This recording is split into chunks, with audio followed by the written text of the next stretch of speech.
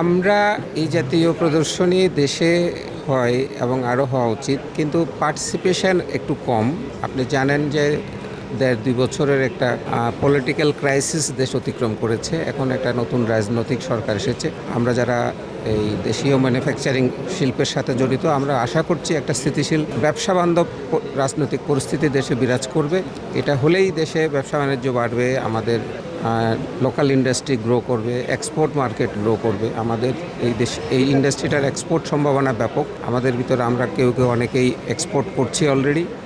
তো সেই সূত্র ধরে বলছি যে এটার সম্ভাবনা ব্যাপক। Transformer industry, switch gear industry, এটা আমাদের দেশে যে স্বল্প শিক্ষিত মেধার যে মান, এই মানে এই ইন্ডাস্ট্রির ভবিষ্যৎ অত্যন্ত উজ্জ্বল।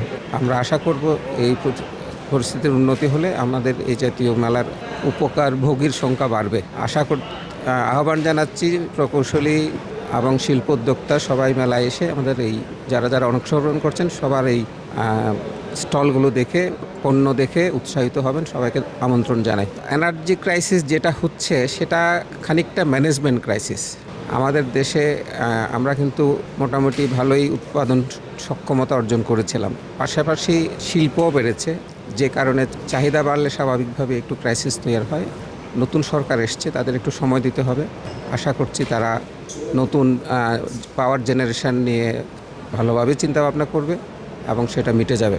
এটা সত্য, এখন শীতকালে একটু কম থাকে ক্রাইসিসটা, গরমের সময় একটু ক্রাইসিসটা বেশি হচ্ছে, লোডশেডিং হচ্ছে। আমরা শহরের মানুষ একটু কম পেলেও শিল্পাঞ্চলে যেখানে আমাদের কারখানাগুলো লোডশেডিংয়ের ভিতর পড়ে গেছে অলরেডি। সো এটা ওভারকাম করতে হবে। পাশাপাশি ডিজেল কিংবা অকটেনেরও ক্রাইসিস শুরু হয়েছে। এটাও ম্যানেজমেন্ট যদি একটু নজরদারি করে আমার ধারণা অতিক্রম করা সম্ভব।